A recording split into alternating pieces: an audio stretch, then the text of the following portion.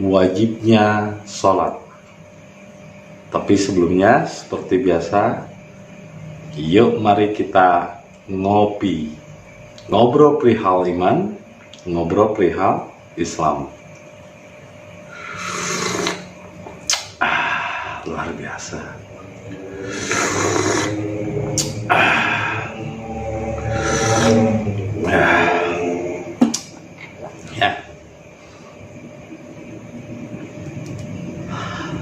Kita santai, jangan terlalu terburu-buru, dan jangan memahaminya dengan nafsu atau dengan keinginan yang cepat ingin tahu. Tartila, step by step, sederhana, jangan terlalu rumit. Jadi kalau Anda bertanya, apa itu kunci bahagia? Gus Dur pernah menjawab, kunci bahagia itu adalah jangan memikirkan sesuatu yang belum Anda ketahui. Terus nanya lagi, tapi bagaimana kalau misalnya saya memikirkan sesuatu yang sudah saya ketahui? Lah apalagi itu, ngapain juga kalau udah tahu dipikirin. Jadi jangan mempersulit dirimu dengan banyak berpikir. Karena orang-orang yang banyak berpikir itu nantinya adalah kufur. Kadar pakru ayatuna kufur. Karena kebanyakan berpikir maka menyebabkan dirinya tertutup. Jadi merasa tahu, merasa benar, akhirnya menyalahkan orang lain. Padahal justru ilmu yang sesungguhnya adalah ilmu yang belum Anda ketahui, yang belum Anda pahami. Tapi kalau yang namanya yang sudah Anda pahami, lah ngapain dipikirin, dipelajari? Ya udah tahu, bolak-balik di situ aja. Nantinya jadi kayak kambing,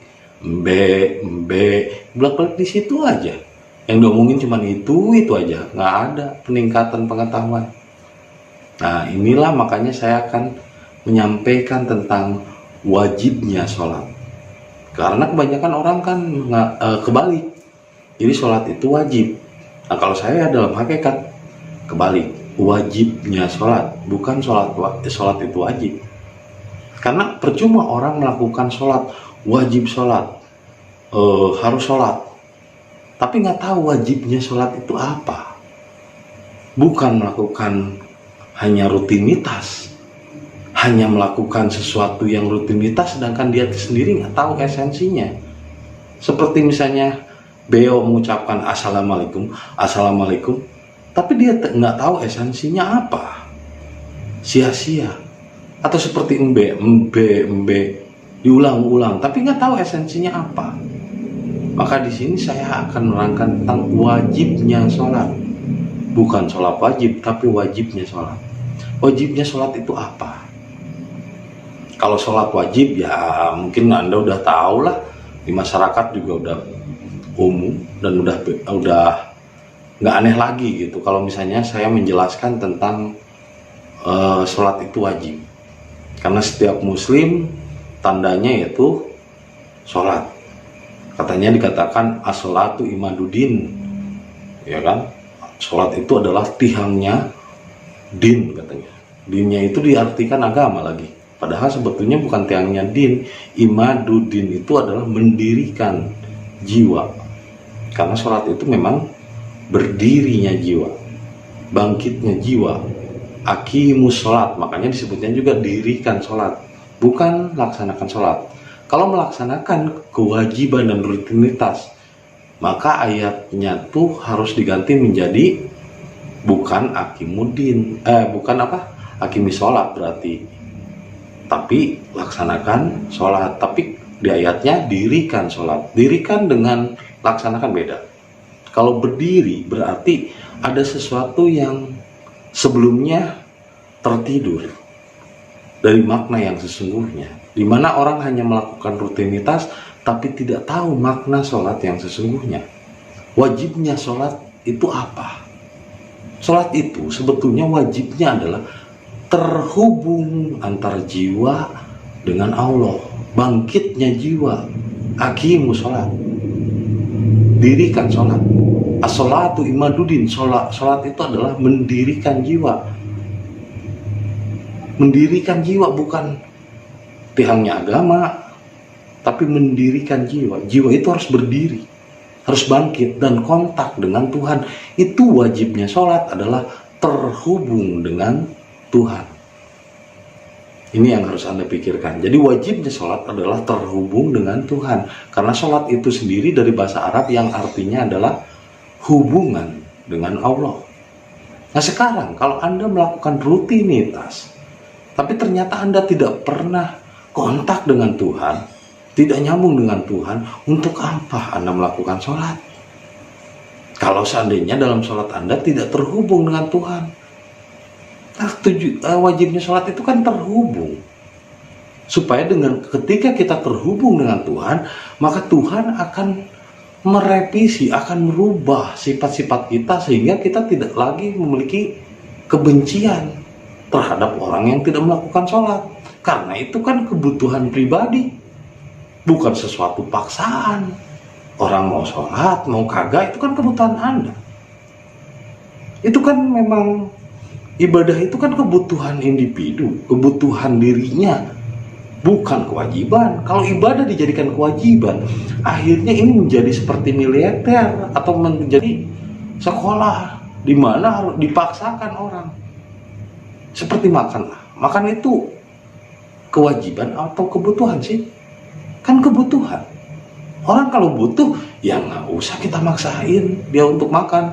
Kalau seandainya ternyata di rumahnya dia udah makan, pas datang ke rumah kita, ayo makan, pokoknya kamu harus makan. Ya kayak gitu memaksa dong. Jadi sholat itu bukan kewajiban, tapi kebutuhan. Yang harus Anda pahami adalah wajibnya sholat itu apa? Bukan sholat kewajiban. Wajibnya sholat itu apa? Wajibnya sholat itu terhubung dengan Allah. Sehingga ketika seseorang terhubung dengan Allah, maka amalnya atau hasilnya, dia akan berakhlak baik atau berbudi pekerti yang baik. Disebutnya susila. Jadi susila atau akhlak adalah bukti dari seseorang kalau dia telah melakukan sholat dengan benar. Karena wajibnya sholat adalah terhubung dengan Allah, sehingga membentuk budi pekerti yang baik atau susila. Itu wajibnya sholat. Jadi wajibnya sholat itu susila. Lalu kenapa kalau Anda melakukan sholat wajib, kok kenapa jadi benci sama yang gak sholat? Jadi malah orang yang gak sholat neraka katanya. Nah, neraka itu emang di mana, bro? Neraka itu bukan suatu tempat di luar dirimu atau sesuatu di luar nanti. Nah enggak, dunia ini neraka, bro. Kan Adam itu alam rahim. Ketika Adam memakan buah huldi, maksudnya huldi itu adalah buah pikiran. Ketika manusia sudah mulai berpikir, sudah tahu, disitulah dosa terlahir. Nah ketika Adam diusir dari surga, lah berarti lawan surga apa? Neraka. Berarti ketika lahir ke dunia ini adalah neraka, bro. Terus dikatakan kalau nggak sholat di neraka, ya emang mau yang sholat nggak sholat ya tetap di neraka, bro. Lu aja yang rajin sholat tetap di neraka. Ke neraka di surga kan. Lu kalau sholat emang di mana sih? Di masjid. Lah masjid di mana? Di dunia kan. Ya, neraka itu dunia, bro, bukan suatu tempat setelah mati nanti. Dulu saya pernah gitu sama guru bercanda. Kata guru, kalau kita berbuat baik di dunia, maka nanti kita akan mendapatkan pahala setelah mati. Katanya mendapatkan pahala. Kata saya nggak ngerti waktu itu, ngacung. Pak, kalau begitu berarti Tuhan ngutang ya sama manusia. Wah, dia ngamuk, Ustaz tuh. Goblok kan. Apaan sih maksudnya? Sini. Akhirnya saya ditampar sampai dikeluarin. Suatu saat setelah lama, ustadznya itu mulai sadar, lalu nanya ke saya, maksud kamu apa sih ketika kamu nanya, ketika kita berbuat baik di dunia, katanya akan dapat imbalan dan pahala setelah mati. Terus tiba-tiba kenapa kamu memotong dan mengatakan bahwa Tuhan nganjuk kalau gitu atau ngutang? Ya iyalah Pak, jelas ngutang dong. Masalahnya di sini adalah kenapa Bapak mengartikan akhirat itu adalah kematian atau setelah tubuh mati, setelah Bapak mati. Akhirat bukan berarti kematian, Pak, kata saya, Pak Ustadz. Akhirat itu bisa 1 detik kemudian, 1 jam kemudian, bisa besok, bisa lusa, bisa kapan saja. Yang jelas kita belum merasakannya, belum sampai kepadanya, mau 2 jam atau 3 jam kemudian, itu akhirat, Pak. Karena kasihan kakek saya itu petani, dia suka nanam jagung. Nah, kalau akhiratnya dimaksudkan kematian, barang siapa yang menanam kebaikan, barang siapa yang menanam jagung, pasti akan tumbuh jagung. Kasihan, masa panennya nanti nunggu setelah mati? Gimana yang petani yang menanam padi? Gimana petani yang menanam jagung? Kalau akhiratnya diartikan kematian. Akhirat di sini, Pak, bukan kematian, tapi akhir dari perbuatan. Nah, sekarang saya nonjok Bapak jangan ngelawan saya ya, Pak, kata-kata.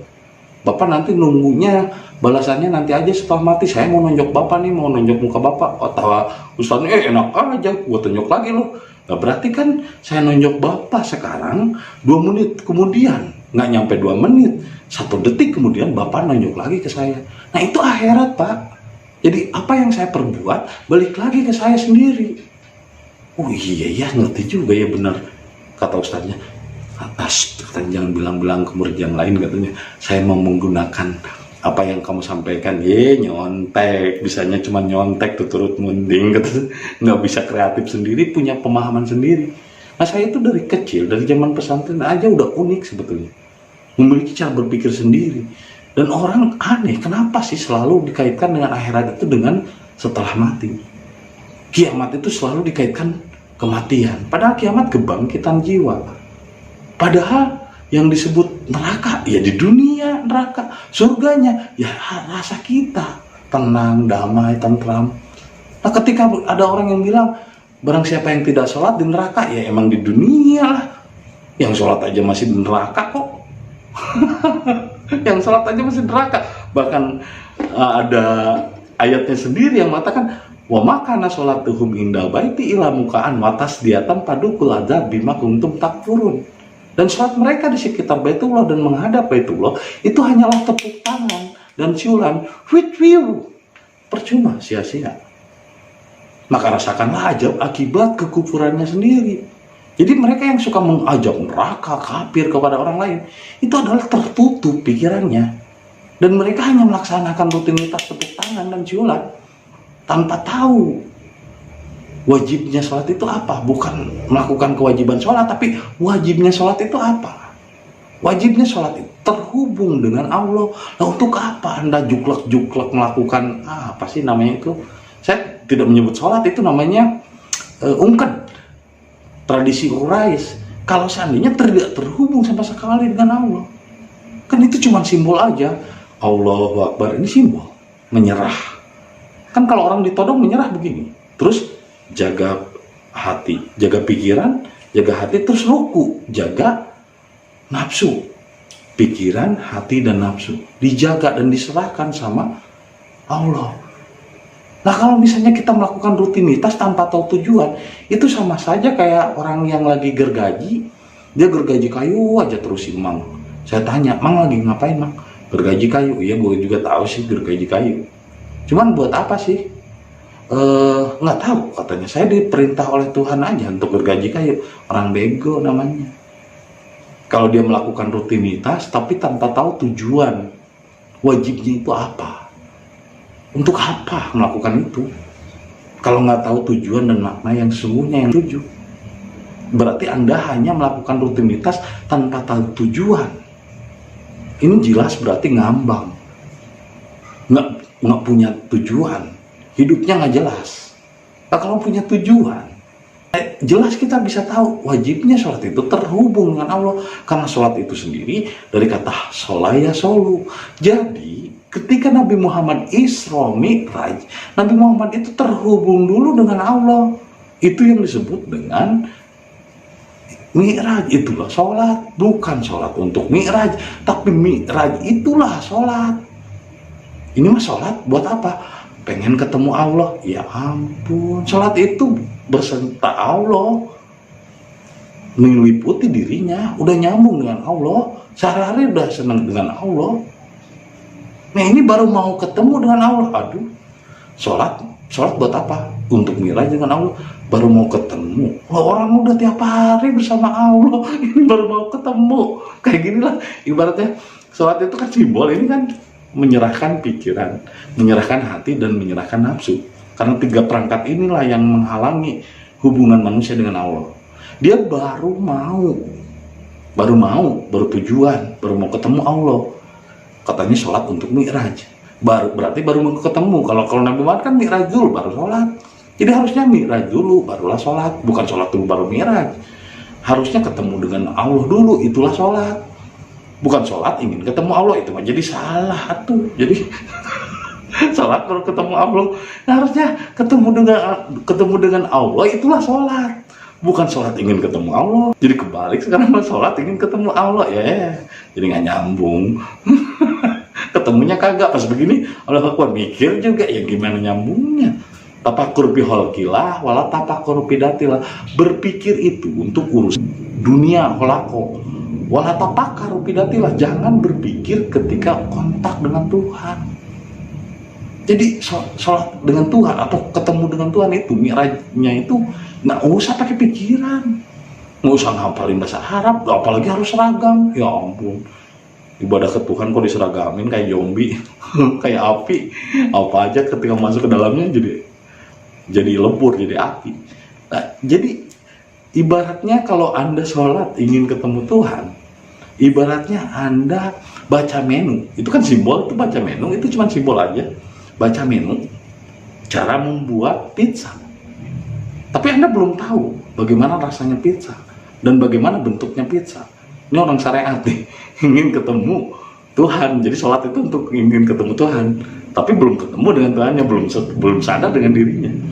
Sholat itu apa sih wajibnya? Wajibnya itu kontak dengan Tuhan dan membentuk akhlak yang baik, sehingga tidak mudah mengkafirkan dan menuduh orang lain neraka, sedangkan dirinya penuh emosi dan taunya juga dia bukan dari Tuhan langsung, dari kitab lagi, kitab yang menulis kan manusia. Nah ini ibaratnya saya ingin tahu cara membuat pizza. Berarti kan sholat yang dilakukan oleh orang-orang yang beragama, bukan Islam ya, yang beragama Islam beragama, tapi kalau beragama saya pikir bukan Islam sih, cuman ngakunya aja. Tapi beragama itu agama sendiri kan. Nabi Muhammad tidak beragama, bro. Tuhan tidak beragama. Orang yang masih beragama berarti menganggap agama itu Tuhan. Jadi dia pasti bertuhan ke agama gitu. Dia menganggap ini cara membuat pizza. Tapi dia belum tahu bagaimana pizza dan rasanya. Nah, bertemu dengan orang hakikat yang memang udah mi'raj dan udah ketemu Tuhan, udah meliputi dengan dalam dirinya, berarti mi'raj itu adalah sholat. Orang ketika sudah diliputi oleh kekuasaan Tuhan di dalam dirinya, itulah sholat. Bukan melakukan tradisi begitu, itu kan cuma simbol. Itu kan kokak, apaan sih? Saya nggak ngerti itu. Yang dihadapi juga kan cuma berhala batu. Dan saya juga nggak ngerti itu apa sih, kenapa orang melakukan itu gitu. Dan apakah karena mereka terlalu bodoh gitu? Seperti kambing yang seragam aja. Semuanya gitu. Seragam. Nah, apa mereka terlalu bodoh untuk berpikir gitu, bahwa manusia tidak boleh untuk menyembah berhala? Udah jelas batu, gitu kan? Masa kita sembah batu? Kan Tuhan meliputi diri, lebih dekat dari ulat lehermu. Ngapain kita menyembah sesuatu di luar diri? Nah, kalau kita udah mengenal diri, udah mengenal Tuhan, Tuhan meliputi kok di dalam diri manusia. Nah, kalau udah meliputi dengan Tuhan, gerak-geriknya udah bismillah, udah meliputi Tuhan dalam dirinya, nah itu sholat, ngapain lagi? Dan ketika misalnya dia memang akhlaknya baik, lah itu hasilnya sholat. Susila, berakhlak yang baik, berbudi pekerti yang luhur, itu udah melakukan wajibnya sholat. Bukan sholat wajib, tapi udah melakukan wajibnya sholat. Wajibnya sholat itu terhubung dengan Allah dan akhirnya membentuk akhlak yang karimah. Itu wajibnya sholat.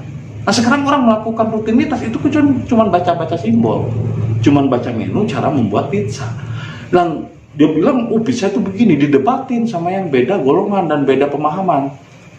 Debat, sementara orang hakikat lihat itu lagi makan pizza. Mereka orang syariat sedang berdebat bagaimana caranya membuat pizza. Ya, orang syariat ini 2 golongan atau 3 golongan yang berbeda, 3 orang yang berbeda paham, berbeda golongan, sedang memperdebatkan bagaimana caranya membuat pizza yang enak. Oh, kurang ini, tambahin gula ini, tambahin pizza ini, tambahin keju lah. Cara membuat pizza itu begitu. Sementara orang hakikat lagi ngeliatin gitu, lagi makan pizza. Dan orang syariat sedang memperdebatkan menu caranya membuat pizza. Itu yang dilakukan orang syariat. Jadi sholat untuk mi'raj, sholat untuk ketemu Allah. Sedangkan orang hakikat kan dirinya saja udah meliputi dengan Tuhan, udah berserta Tuhan. Dan ngapain lagi melakukan sholat begitu-begituan? Nah, sementara dia baru cita-cita ingin bertemu Tuhan, baru cita-cita ingin diridhoi Tuhan, lagi mencari ridho Allah. Seperti ikan lagi mencari air. Jadi akhirnya ya kita memaklumi, karena banyak orang yang melakukan kewajiban sholat tapi dia tidak tahu wajibnya sholat itu apa. Jadi banyak orang yang cuman baca menu 250 km menuju Jakarta dibaca tiap hari. Sementara orang hakikat lagi di Jakarta, lagi di Monas, lagi duduk aja di Monas. Sementara orang syariat 250 km menuju Monas, 250 km menuju Monas, baru dibaca bro. Belum nyampe. Kalau udah nyampe, kita tidak akan marah. Seperti saya melakukan latihan kejiwaan dengan cara berserah diri kepada Allah secara total atau kapa. Ketika saya melihat orang-orang melakukan praktek lain di luar saya, di luar kebiasaan saya, maksudnya di luar yang saya lakukan, ibadah itu menurut saya dan yang saya rasakan, ada perubahan pada diri saya adalah melalui latihan kejiwaan. Ada orang yang tidak melakukan latihan kejiwaan, apakah saya jadi benci? Ya ngapain juga saya benci orang yang nggak melakukan latihan kejiwaan? Atau ibadah untuk dirinya, kepentingan untuk dirinya, Tuhan aja nggak marah kok. Manusia mau ibadah ya nggak marah. Manusia nggak ibadah emang Tuhan marah? Enggak. Nggak ada kepentingan dari Tuhan. Lu mau ibadah mau kagak terserah lu deh. Lu rasain sendiri.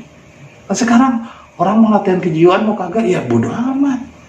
Bukan kepentingan saya kok. Yang penting saya fokus kepada diri saya sendiri. Dan saya sudah merasakan perubahan dari latihan kejiwaan. Nah sekarang orang orang melakukan sholat baru mau ketemu aja sama Tuhan. Sholat ritual, dan itu juga bukan kebiasaan Nabi Muhammad, itu ritualnya orang Quraisy. Li'ilafi Quraisyin ilafihim rihlatasi taiwasaib pal ya'budu robba hadal bait at'amahum min ju' wal khauf. Jadi apapun yang dilakukan mereka menghadap Baitullah atau berhala hitam atau batu, itu adalah kebiasaan orang Quraisy sejak dahulu sebelum Nabi Ibrahim lahir dan sebelum Nabi Muhammad lahir. Itu tradisi, kebiasaan, ya, bukan sholat sebetulnya, itu adalah tradisi. Nah mereka melakukan itu, kok kenapa jadi benci sama yang tidak melakukan hal yang sama dengannya? Kok jadi benci sama yang nggak seragam dengannya? Semua orang dipaksa untuk seragam nih. Ya ampun, bagimu agamamu, bagiku agama maksa. Bagimu agamamu, bagiku agama maksa. Jadi kalau lu punya pemahaman jangan maksa tong. Orang juga punya pemahaman lain. Udah nggak usah maksa-maksa orang. Jadi sekarang agama itu jadi agama maksa gitu, agamis. Jadi orangnya juga agamislek gitu. Agak misting kurang otaknya itu. Jadi mau orang dipaksa-paksa, lu mau doyan sholat silakan aja, lu yang maksa orang dong. Mau nggak doyan dengan melakukan tradisi Quraisy kayak gitu ya, karena mereka baru cita-cita ketemu dengan Tuhan. Nah, orang hakikat udah meliputi Tuhan dengan dirinya, udah menyatu sifatnya Rahman Rahim lah, ngapain lagi? Wajibnya sholat kan terhubung dengan Allah. Kalau orang udah terhubung ngapain? Ini mah dia baru cita-cita, ambil telepon ibaratnya, lo, salah sambung lagi, salah nomor. Gimana lo, cager lo, kalau hari namanya pemancarnya batu, lo gimana kabarnya Bo? Ini pemancarnya batu, dia menghadap batu, yuk, nyambungnya dari mana bro? Udah gitu nomornya salah lagi, udah gitu dia yang dipakai juga ternyata yang dipakai asbak. Ya asbak nggak bisa bro untuk nelpon Tuhan gitu. Jadi harus sesuai dengan kapasitas.